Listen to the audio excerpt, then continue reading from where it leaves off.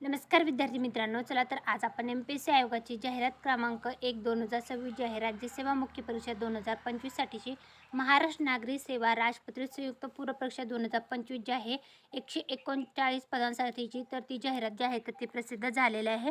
MPSC आयोगाकडनं 27 February 2026 रोजी जे आहे तर एम-पी-एस-सी पूर्व परीक्षा 2025चा निकाल जो आहे तर तो लावण्यात आलेला आहे आणि त्यासाठीची जी मुख्य परीक्षेसाठी अर्ज करायला जे आहे तर ती जाहिरात प्रसिद्ध केलेली आहे. राज्यसेवा सेवा मुख्य परीक्षा 2025 जी आहे तर ती 29 मार्च 2026 ते 26 एप्रिल 2026 या कालावधीमध्ये छत्रपती संभाजीनगर, अमरावती, नागपूर, नाशिक, नवी मुंबई आणि पुणे या परीक्षा केंद्रावर जी आहे तर ती परीक्षा आयोजित केली जाणार आहे.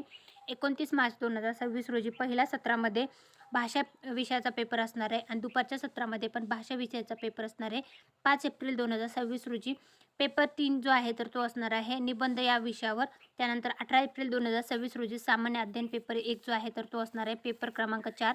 त्यानंतर दुपारच्या सत्रामध्ये सामान्य अध्ययन पेपर 2 आणि पेपर क्रमांक 5 असणार आहे. त्यानंतर 19 एप्रिल 2026 रोजी सामान्य अध्ययन पेपर 3 आणि पेपर क्रमांक 6 असणार आहे.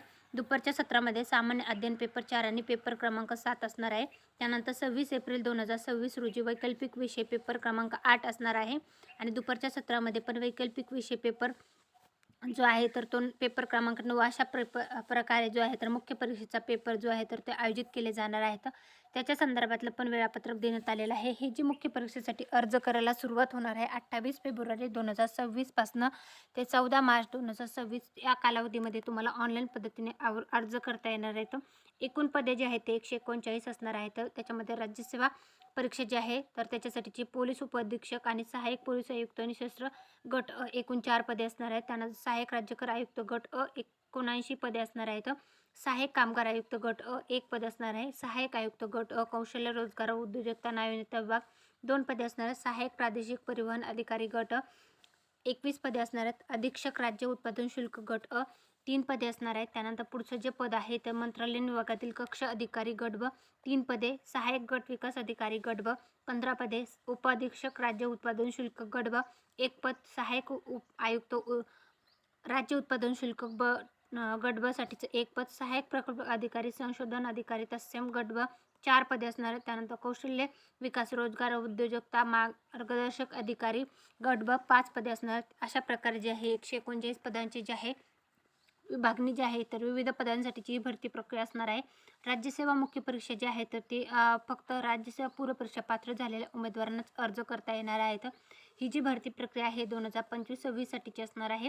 याच्यासाठीची आहे डिटेल जी आहे तर ती जाहिरातीचं PDF तुम्हाला पाहता येणार आहे. जाहिरातीचं PDF जे आहे ते आपल्या टेलिग्राम चॅनलने सरकारी नोकरी जाहिरात यावर मी उपलब्ध करून दिलेले आहे. तिथून तुम्ही चेकआउट करू शकता. मग आरक्षणाचा लाभ घ्यायचा असेल, त्यानंतर कॅटेगरीवर जागांची विभागणी असेल किंवा तुमच्या कॅटेगरीसाठी ती जागा आहे की नाही हे पण तुम्हाला त्यामध्ये पाहता येणार आहे.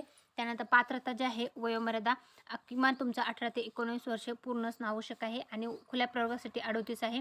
मागास आर्थिक दुर्बल घटक आणि अनाथ असाल तर तुम्हाला 43 वर्ष वयापर्यंत अर्ज करता येणार आहे. तर खेळाडू प्रावीण्य असाल तर त्याच्यासाठी पण 43 आहे.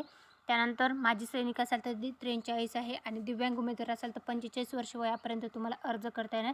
शैक्षणिक अर्हता जी आहे तर त्या पदानुसार जी आहे तर ती देण्यात आलेली आहे.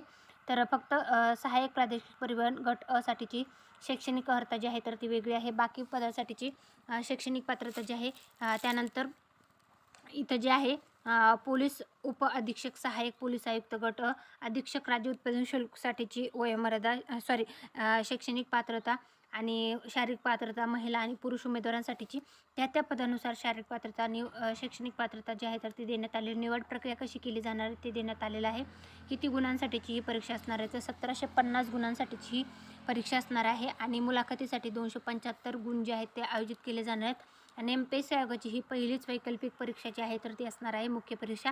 तरी विद्यार्थ्यांनी जे आहे तर व्यवस्थित वैकल्पिक विषय निवडायचा आहे. तुमचा जो वैकल्पिक विषयामध्ये तुम्ही जास्तीत जास्त स्कोअर करू शकता तो विषय तुम्हाला इथं निवडायचा आहे आणि वैकल्पिक विषयावरच तुमचा जो आहे तो निकाल जो आहे तर तो त्याच्या इर्दगिर्द फिरत असतो. त्यामुळे तुम्हाला वैकल्पिक विषय व्यवस्थित निवडायचा आहे. सोबतच जे आहे एसेवर तुमची कमांड चांगली ठेवायची. करंट अफेअर्सवर तुम्हाला एसे लिहायला सुरुवात करायची आहे. वेळेत आणि चांगल्या पद्धतीने कमीत कमी शब्दामध्ये तुम्हाला तुमचं मत मांडता येईल अशा प्रकारे तुम्हाला एसे आणि तुमचे आन्सर रायटिंग करायचे आहे. परीक्षा शुल्क जे आहे तर तुम्हाला मुख्य परीक्षेसाठी मागास असेल तर 544 आणि मागास आर्थिक दुर्बल घटक अनाथ दिव्यांग असेल तर 344 रुपये असणार आहे. तर ही होती राज्यसेवा मुख्य परीक्षा 2025-26साठीची जी जाहिरात प्रसिद्ध झालेली त्या संदर्भातली संपूर्ण माहिती आवडल्याचं व्हिडिओला नक्की लाईक करा, चॅनलला सबस्क्राईब करा आणि तुमच्या फ्रेंड्स फॅमिलीपर्यंत व्हिडिओची लिंकला शेअर करायला विसरू नका. Thanks for the watching.